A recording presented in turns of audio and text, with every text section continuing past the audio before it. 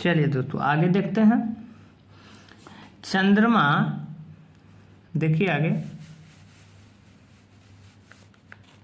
देखिएगा, चंद्रमा का खुद का प्रकाश नहीं होता है, वह सूर्य के प्रकाश से चमकता है।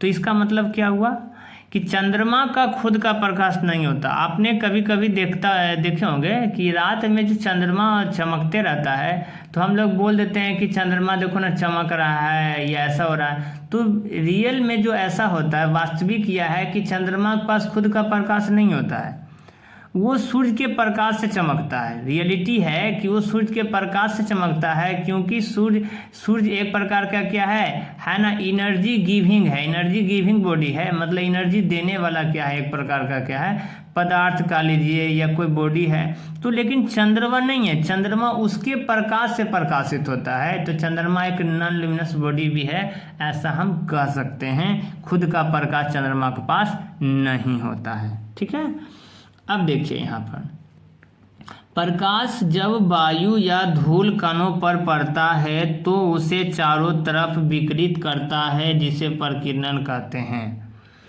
चलिए, आपने देखा होगा कि जब कोई एक पानी का बुलबुला हम देखते हैं, सराफर का जो बुलबुला होता है, अगर उस पर लाइट पड़ती है ना तो उसमें 7 कलर दिखाई देता है। ठीक है ना, यानी वो ना रंगीन कलर में दिखाई देता है। उस पर जैसे ही फोकस पड़ता है, यानी प्रकाश का ऊर्जा पड़ता है, तो रंगीन दिखाई पड़ता है। तो जैसे ही रंगीन दिखाई पड़ता है तो ये जो घटना है, ये जो घटी है घटना है ना, ये जो घटना घटी है, ठीक है ना, तो इस घटना को बोलते हैं प्रकीर्णन। क्या बोलते हैं? प्रकीर्णन। फिर से बता देते हैं कि जैसे आप सराफर से क्या करते हैं, हम लोग साफ करते हैं, कपड़े साफ करते हैं, तो उनका जो बुलबुला निकलता है, तो बुलबुला पर अगर रोशनी आती है यानी प्रकाश आता है तो बुलबुला पर ना 7 कलर दिखते हैं, मतलब ना रंगीन दिखता है। तो वो जैसे ही रंगीन दिखता है तो प्रकाश वहाँ पर ना डाइवर्ट हो जाता है, मतलब ना छितरा जाता है प्रकाश। और छितरा जाने के बाद है ना, इस छितराने की क्रिया को प्रकीर्णन बोलते हैं। क्या कहते हैं? प्रकाश का प्रकीर्णन कहते हैं। ठीक है, आगे, प्रकाश सीधी या सरल रेखा में गमन करती है। प्रकाश सीधी या सरल रेखा में गमन करती है। ठीक है, आपने देखा। तो जो ये मेन फैक्ट है कि प्रकाश सीधा और सरल रेखा में जाती है, ये टेढ़ा लांगर नहीं चलती है, एकदम सीधी रेखा में गमन करती है। ठीक है ना, आगे क्या है कि प्रकाश है ना, प्रकाश की किरणों के समूह को प्रकाश पुंज या किरण पुंज या लाइट बीम कहते हैं। अगर कहीं से प्रकाश एक पुंज में निकल रहा है, मतलब 1-2 किरण में नहीं, एक भारी मात्रा में निकल रहा है, एक ही जगह से फोकस से निकल रहा है, तो उसको क्या कहते हैं? प्रकाश पुंज कहते हैं, है ना। जैसे कि जैसे आप बल्ब का ही ले लीजिए, है ना, आप हेडलाइट का ही देख लीजिए, किसी के गाड़ी में हेडलाइट होता है ना, उसको ही देख लीजिए। वहाँ से क्या होता है? प्रकाश पुंज निकलता है और आगे की ओर दिखाता है। तो एक साथ ना बहुत सारे किरणें उसमें होती है, मतलब एक किरण नहीं, बहुत सारे किरणें होती है ना, इसीलिए उसको पुंज का नाम दिया गया। प्रकाश पुंज बोल देते हैं या किरण पुंज, क्योंकि किरणों का समूह ही तो होता है ना, तो उसको किरण पुंज बोलते हैं या लाइट बीम भी बोलते हैं। ठीक है, अब हम बात आगे करेंगे। ठीक है, अब देखिए क्या लिखा हुआ है कि प्रकाश पुंज 3 प्रकार के होते हैं। प्रकाश पुंज 3 प्रकार के होते हैं। कौन कौन? अपसारी किरण पुंज, समांतर किरण पुंज, अभिसारी किरण पुंज। तो इनके बारे में हम बारी बारी से देखेंगे। देखिएगा कि अपसारी किरण पुंज को क्या बोलते हैं? डाइवर्जिंग बीम बोलते हैं। मतलब इस प्रकार किरण पुंज में, इस प्रकार के किरण पुंज में प्रकाश एक बिंदु से निकलती है और फैल जाती है। यानी देखिएगा यहाँ पर आपको दिख रहा होगा, प्रकाश इस बिंदु से निकला है और यहाँ पर इधर देखिए फैला है, यानी भी शेप ले रहा है। भी का ये देखिए पॉइंट है ना, और देखिए इधर ऐसे करके देखिए आपको फैल गया है। यानी ये क्या है? डाइवर्जिंग है। क्या है? डाइवर्जिंग। देखिए ना, अपसारी मतलब ये क्या हो रहा है? अपसरित हो रहा है, एक बिंदु से न छितरा रहा है, एक बिंदु से देखिए ना छितरा रहा है ना, बोलते हैं छितरा गया, हाँ फैल गया है, एक बिंदु से क्या हुआ, फैल जाना। तो इस प्रकार के किरण पुंज को क्या बोलते हैं, अपसारी किरण पुंज कहते हैं, जैसा कि आपको पिक्चर में दिखाया गया है। ठीक है, अब हम आगे देखते हैं समांतर किरण पुंज, पैरेलल बीम। अब इसमें क्या है कि इस प्रकार की किरण पुंज के प्रकाश की किरणें जो होती है समांतर होती है, समांतर, यानी देख लीजिए कि ये किरण गया और फिर दूसरा किरण गया और तीसरा किरण गया, चौथा किरण गया, ये चारों किरण एक दिशा में जा रहा है, लेकिन इनके जो बीच की जो देखिए दूरी है ना, ये जो दूरी है और ये जो दूरी है ये क्या है, सब सेम है, यानी बराबर है। तो ऐसे किरण को क्या कहेंगे, समांतर, यानी समान अंतर रखने वाली किरणें को, है ना, क्या कहेंगे, समांतर किरणें कहेंगे। ठीक है, आगे बढ़ते हैं, देखिएगा। तीसरा है अभिसारी किरण पुंज। अभिसारी मतलब होता है कन्वर्जिंग बीम, कन्वर्ज होना, यानी ये अपसारी का देखिए उल्टा है, ये अपसारी का देखिए उल्टा है। ठीक है ना, आपको लग रहा होगा सर एक ही जैसा, नहीं, आप ध्यान से देखिए उल्टा क्या है सर, पढ़ लेते हैं एक बार। इस प्रकार की किरण पुंज के प्रकाश एक बिंदु पर आकर मिलती हुई प्रतीत होती है। ठीक है, मिलती हुई है, मतलब किरण जो है ना इधर से आ रहा है, इधर से आ रहा है, देखिए इधर से आ रहा है, इधर से आ रहा है, आइए इधर जा रहा था, ये देखिए ऊपर की ओर जा रहा है, ऊपर की ओर, और ये ना उल्टा आ रहा है, देखिए यहाँ पर, देखिए घुस रहा है इस बिंदु पर, देखिए घुस रहा है, और यहाँ पर कुल आकर के संगर रहा है, संगर यानी एक पॉइंट पर आकर मिल रहा है।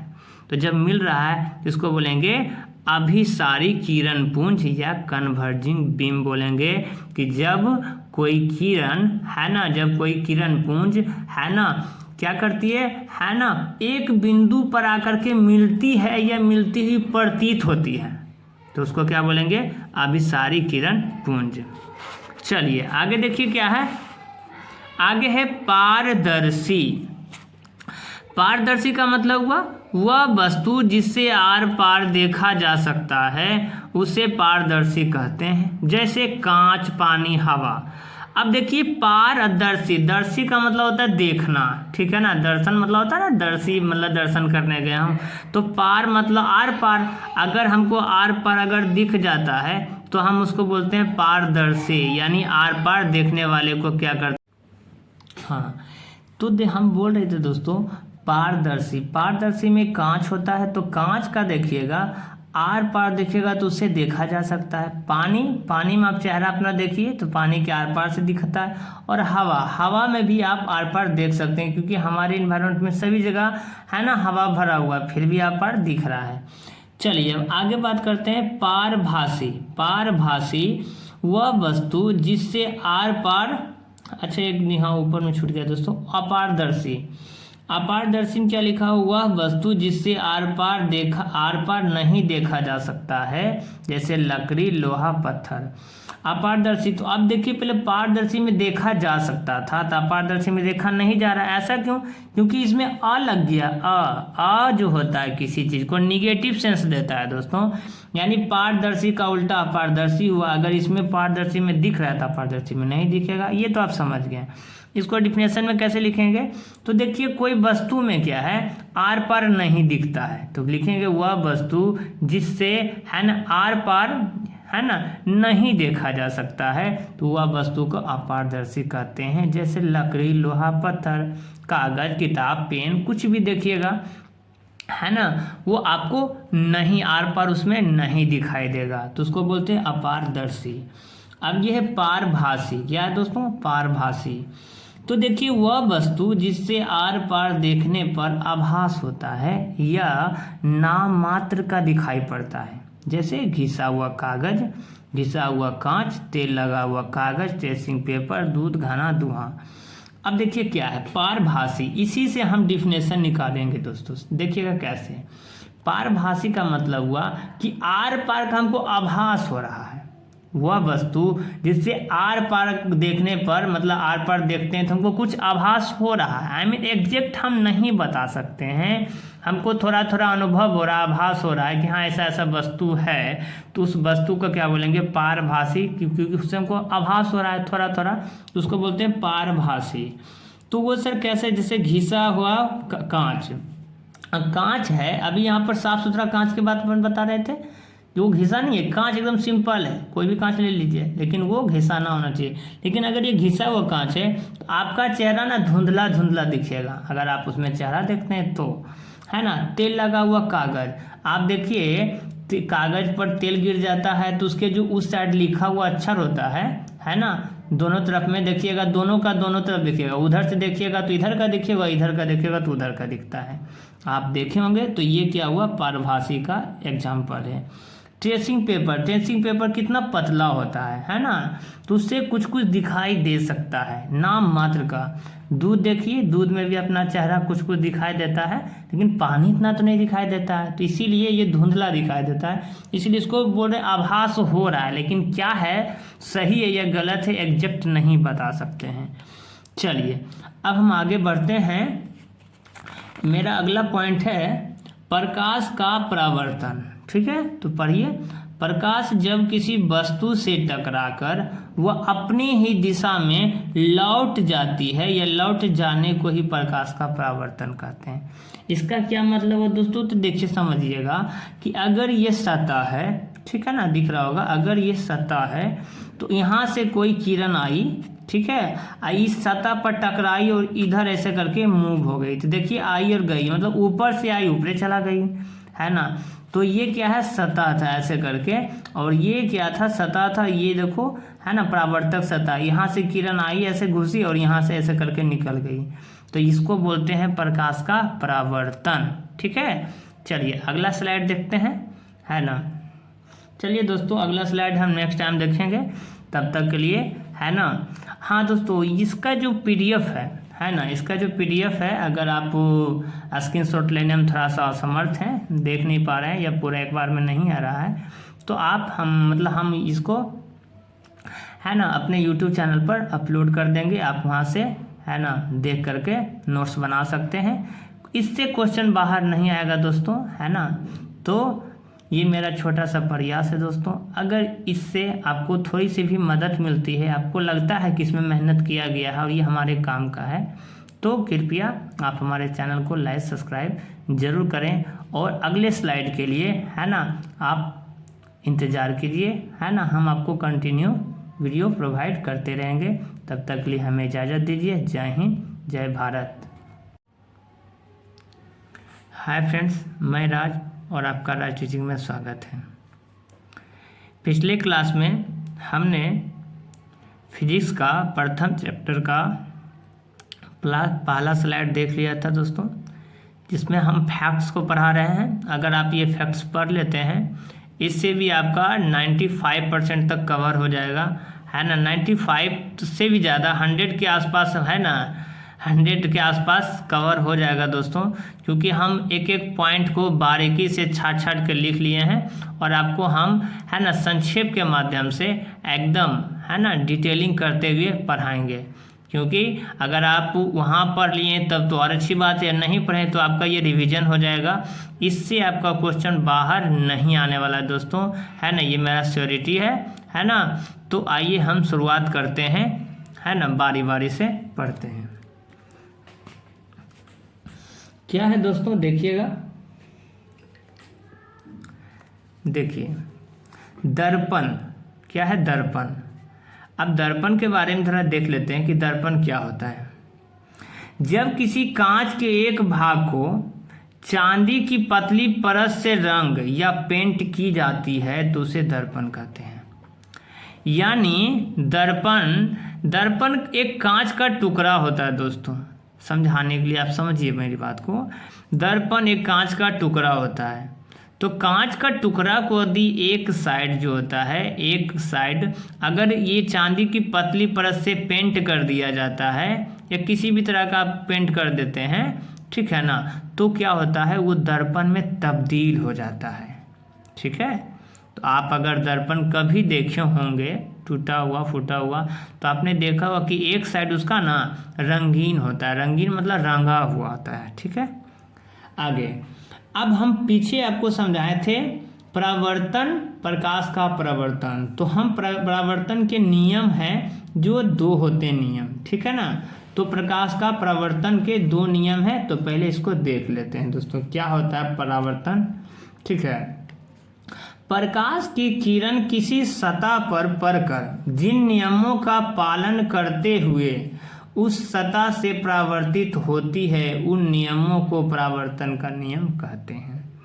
मतलब प्रकाश है ना किसी दर्पण के सतह पर आती है और वहाँ से है ना उसी दिशा में वापस चली जाती है। तो वापस चली जाती है, आई और गई, तो कुछ तो नियम होगा, कुछ सिद्धांत को फॉलो की होगी ना। तो जो उस सिद्धांत को फॉलो किया, वो नियम को जो फॉलो किया है ना, तो उसको बोलते हैं परावर्तन का नियम। ठीक है, आगे अब है देखिए आपतित किरण। क्या है आपतित किरण? तो हम इसको ना दोस्तों आपको हम इस फिगर के माध्यम से दिखाना चाहेंगे, जैसा कि आप देखिएगा, आप बढ़िया से आपको दिख रहा होगा फिगर में, ये वाला फिगर में, ये वाला फिगर में। ठीक है ना, आपतित किरण देखिए दोस्तों, ये है आपतित किरण, अपरावर्तित किरण, आपतन कोण, परावर्तन कोण, परावर्तन के नियम, ये सारा इसमें ना आ जाएगा। तो इससे हम समझाएंगे तो आपको ज़्यादा है ना समझ में आएगा। ठीक है, देखिए जो किरण है ना, जो किरणें है इस सतह पर आ रही है, मतलब कहीं से आ रही है, चाहे वो प्रकाश से आ रही है, कहीं वो मतलब बल्ब से आ रही है, चाहे वो ट्यूबलाइट से आ रही है, यानी वो जो किरणें आ रही है ना, या पड़ रही है ना, वही लिखा हुआ किसी सतह पर आने वाली या पड़ने वाली किरण को क्या बोलते हैं? आपतित किरण। तो इसको हम सीधी सी भाषा में याद कर लेंगे कि आने वाली किरण को आपतित किरण बोलते हैं। ठीक है, यही किरण इस सतह पर टकराया और टकराने के बाद ऐसे भाग गया दोस्तों। थोड़ा सा ये जैसा ना थोड़ा सा टेढ़ सा लग रहा है, लेकिन ये टेढ़ नहीं होना चाहिए, जितना एकदम ये सीधा होना चाहिए। मेरा हाथ से खिंचा गया है, आप समझिएगा। तो ये आई तो आपतित किरण, और यहाँ से रिफ्लेक्ट हुई, मतलब यहाँ से टकरा गई, ये सतह पर टकराई जीरो पर, और सतह टकराने के बाद देखिए ये एरो इधर आया और एरो घूम करके इधर चला गया, यानी सतह से टकराने के बाद वो वापस चली जाती है, तो वो परावर्तित किरण कहलाती है। इसको क्या बोलेंगे? किसी सतह पर जाने वाली या लौटने वाली किरणों को कहते हैं परावर्तित किरण। ठीक है, अब देखिएगा दोस्तों, एक है आपतन कोण। आपतन कोण है, और ये देखिए किरण आया है, ये किरण आया है, और बीच में एक ना अभिलंब डालते हैं। क्या डालते हैं? अभिलंब। अभिलंब, लंब का मतलब ही होता है, आप दोस्तों अगर मैथ थोड़ा सा पढ़े होंगे तो उसमें बताया जाता है कि लंब ना, जब भी किसी वस्तु पर लंब डाला जाता है तो उसका ये एंगल ना 90 डिग्री कहलाता है ना। तो ये लंब डाला गया, तो और ये आपतित किरण है, यानी आपतित किरण और अभिलंब के जो बीच का कोण होता है दोस्तों, उसको क्या बोलते हैं? आपतन कोण कहते हैं। देखिए क्या लिखा हुआ, आपतन कोण। आपतित किरण और अभिलंब के बीच का कोण को आपतन कोण कहते हैं, और इसको आई से दर्शाया जाता है। क्यों दोस्तों आई से ही? क्योंकि I4 जो होता है दोस्तों है ना, उसको बोलते हैं इंसिडेंट। क्या बोलते हैं? इंसिडेंट। यानी आपतित किरण का जो हिंदी है, सॉरी दोस्तों इंग्लिश है, आपतित किरण का जो इंग्लिश नाम है इंसिडेंट बोला जाता है। इंसिडेंट रे मतलब किरण, इसको आई से सूचित करते हैं क्योंकि इनका फर्स्ट लेटर आई है। ठीक है दोस्तों, अब ये परावर्तित किरण का जो इंग्लिश नेम होता है, इसको बोलते हैं रिफ्लेक्टिव। क्या बोलते हैं? रिफ्लेक्टिव। ठीक है ना, रिफ्लेक्टिव रे। तो इसके देखिए फर्स्ट लेटर क्या है? तो आर है, तो इसको आर से सूचित करते हैं। यानी इसका कैसे परिभाषा बोलेंगे कि परावर्तित किरण और अभिलंब के बीच का कोण को परावर्तन कोण कहते हैं।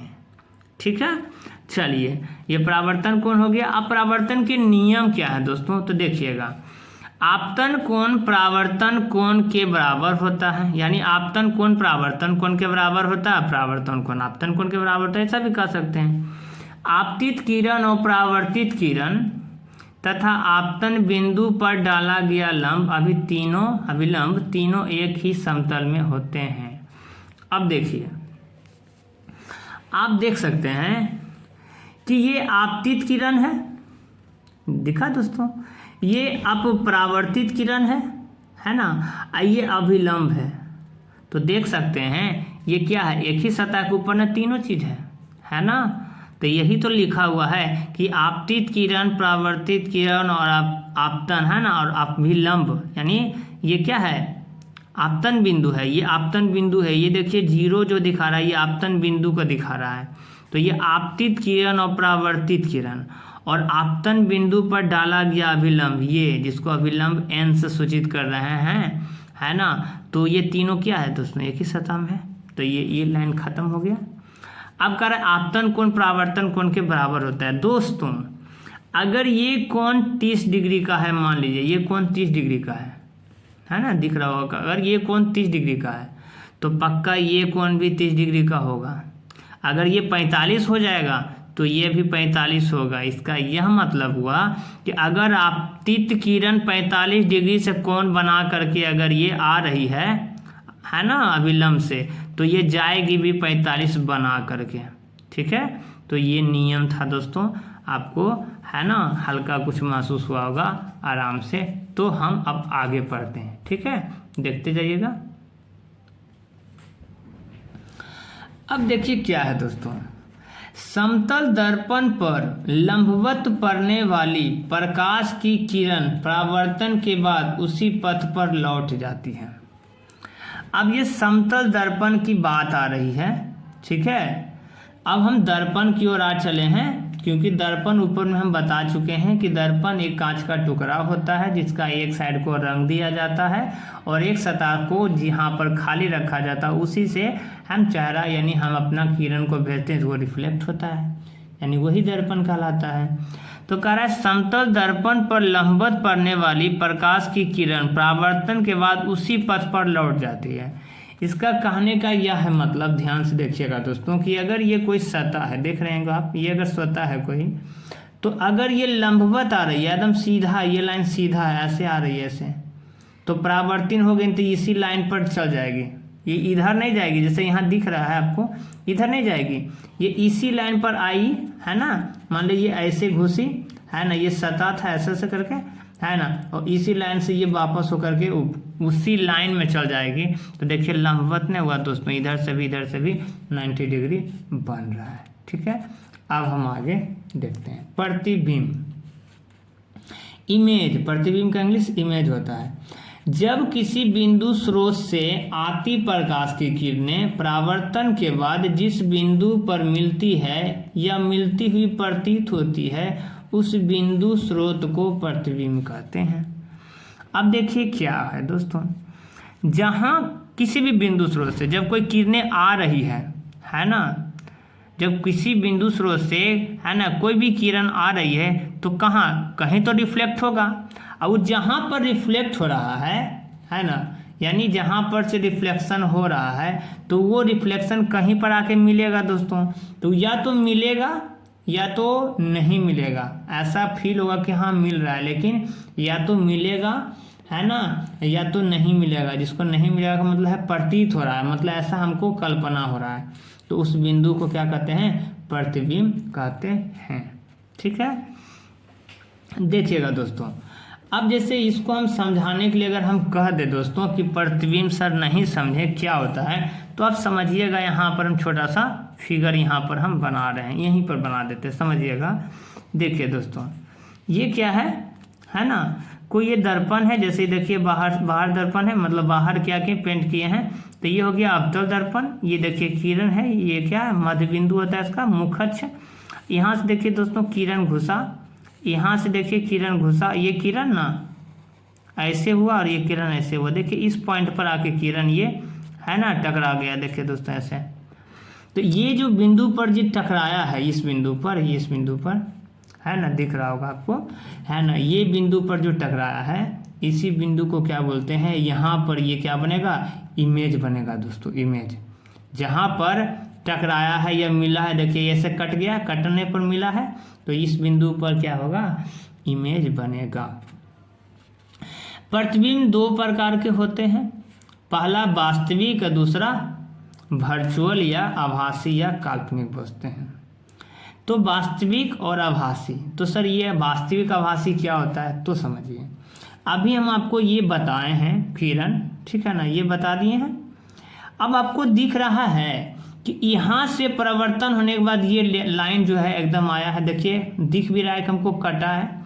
अगर रियल में ये कट रहा है, मतलब वास्तविक में इसका कटान बिंदु वास्तविक रूप से ये कटता है ना, वही यहाँ पर लिखा हुआ कि किसी बिंदु स्रोत से आती प्रकाश की किरणें परावर्तन के बाद वास्तव में अगर कटती है या मिलती है, यानी ये अगर वास्तव में ऐसे कट के मिलेगी तो ये क्या होगा, वास्तविक होगा। क्या होगा, वास्तविक होगा।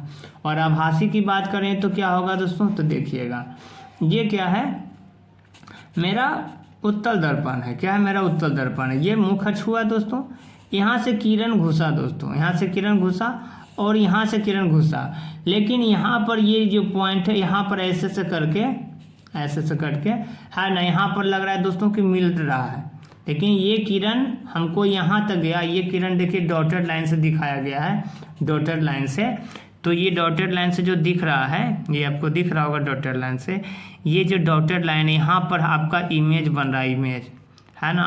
तो ये है आभासी, क्योंकि ये मिलती हुई प्रतीत हो रही है, ठीक है ना, इसीलिए इसको आभासी किरण कहेंगे।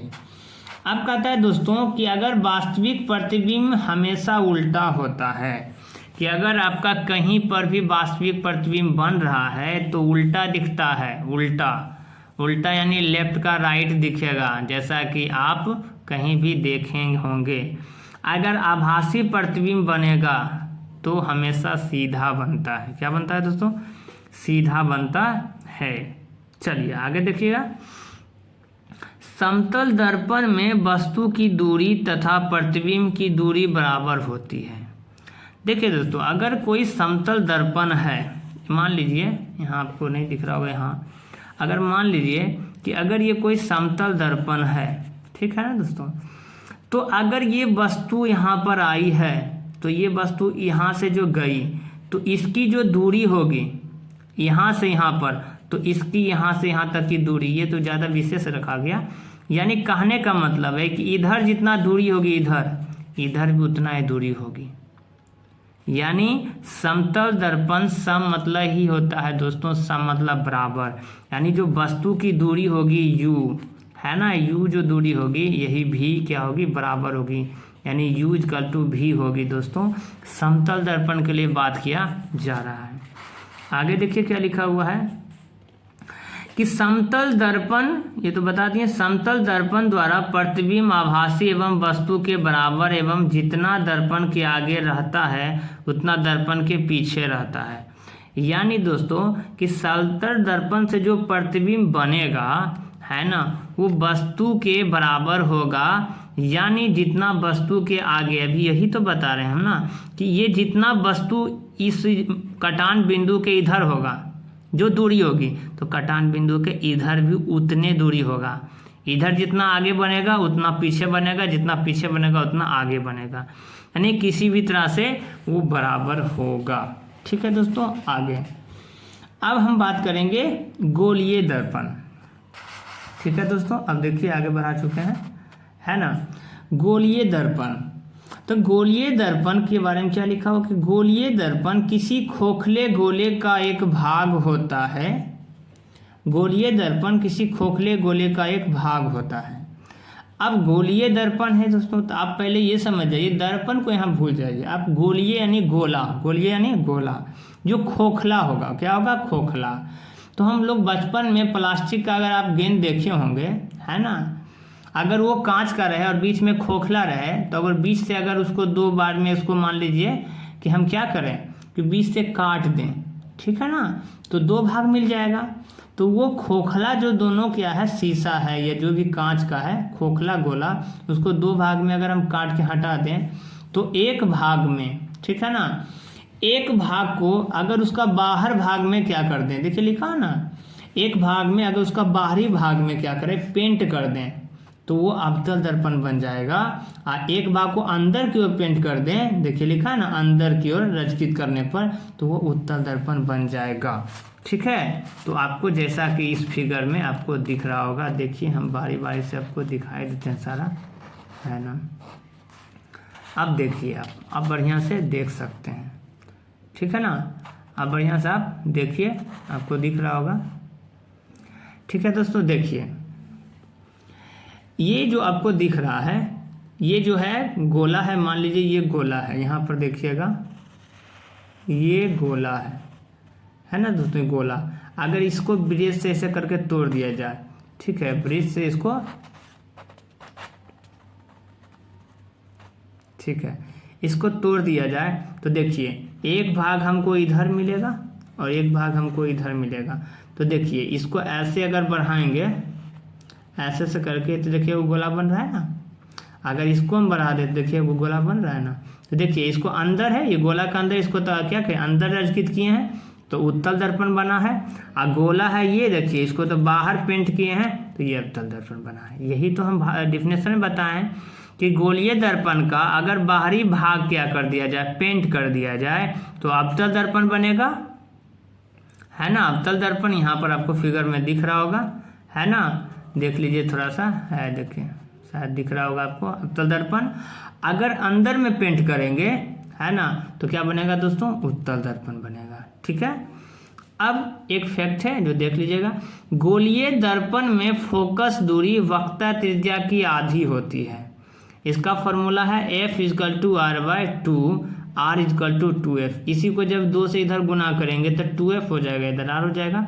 मतलब या तो F = R/2 हम लिख सकते हैं या R = 2F लिख सकते हैं। तो ये तो हो गया गोलीय दर्पण की फोकस दूरी। देखिए फोकस F है, अब वक्रता त्रिज्या R है और आधी होती है। देखिए फोकस दूरी वक्रता त्रिज्या की आधी होती है।